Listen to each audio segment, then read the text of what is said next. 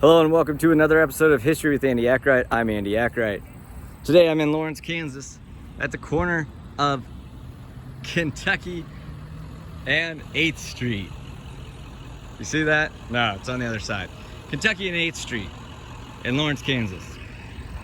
Watson Park, established 1854, is named after Buford M. Watson Jr.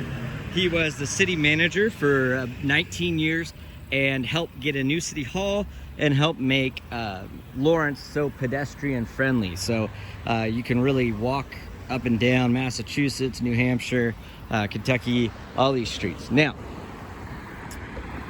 we got to go back in time here a little bit. Just a little bit. Civil War. We've got the Jayhawkers, we've got the Missouri Ruffians.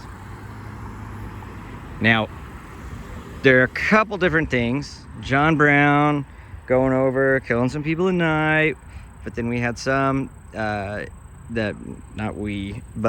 the Jayhawkers on the Kansas side had put some women in prison in a jail, and it collapsed. It was not actually a jail, but it served as a jail at the time. It collapsed and killed women from the Confederate side.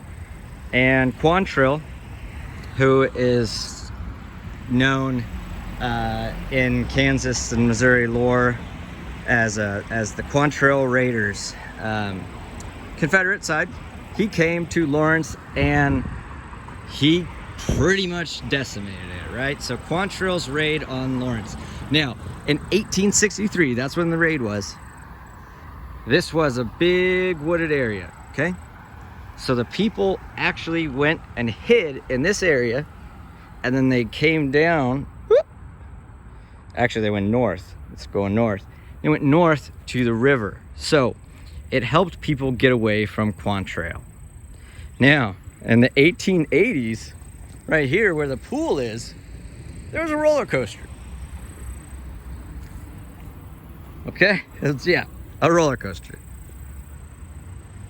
In 1884, it had a news article that said it was most likely right here, and it called it the largest roller coaster track in the world, which at the time nobody seemed to dispute. So right here where this pool is the largest roller coaster track in the world in the 1880s. Now, that's pretty cool for a corner, right? This is also the train park, if anybody thinks of it, the train park. Originally, before it was Watson Park, it was Central Park. But the train park, there is a locomotive at the other end, or at the north end of the park. It's number 1073, if I'm correct. 1073, yep. A big black locomotive, and it ran on the Atchison, Topeka, and Santa Fe railways. So if you head down, go north, my son, past the pool and all that, you can see that it had approximately just under 900,000 miles on it. Okay, I think it was 870 if I'm right, 870,000 miles. Now we're gonna go over here. So 1891, this guy named James Naismith is working at the YMCA in Springfield, Massachusetts. His bosses say, hey, you need to come up with a game. You need to come up with a game that kids can play in the winter time. It's got to be indoors. It's got to be able to be played with artificial light, and it has to be interesting, right? Doesn't have much time. Comes up with a game called basketball. 1891, James Naismith comes up with basketball. 13 rules in basketball. He would later have to change them because he had rules like the teams were 9-on-9. There was no rule about dribbling.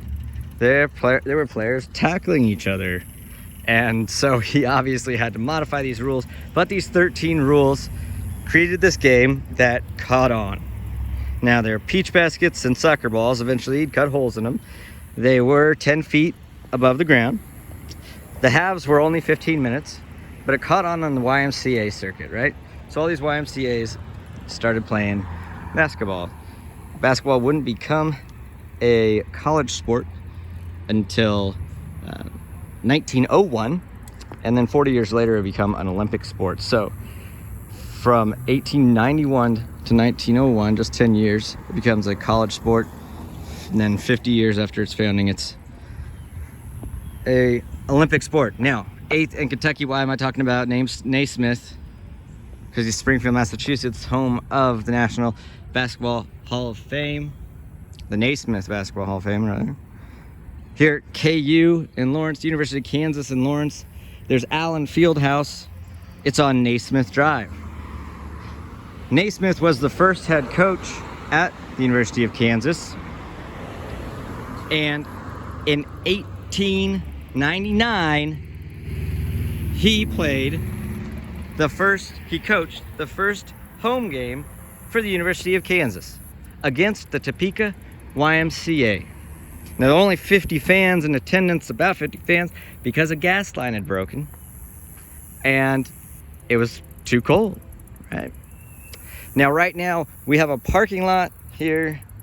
We got a bank there, a pool there, a library there, fire station there, and houses here.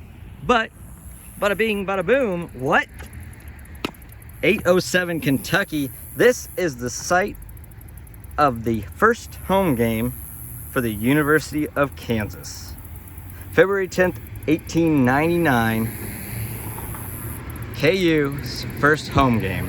They won 31-6, beating Topeka YMCA. Now, once again, it was 1899, not until 1901 would it become a college sport. But James Naismith coached KU right here. Fun fact, James Naismith is the only KU coach with a losing record. But right here on this parking lot, 807 Kentucky, 8th in Kentucky, we had Quatrill's Raiders coming and people fleeing, and they were saved. The largest roller coaster in the world at the time. We have a locomotive that had 870,000 miles on it, and the first home game for KU. This has been another episode of History with Andy Akright. I hope you enjoyed it. This is a crazy little corner, and people drive past it all the time. You won't know unless you stop and read the signs. Hope to see you next time. Have a good one.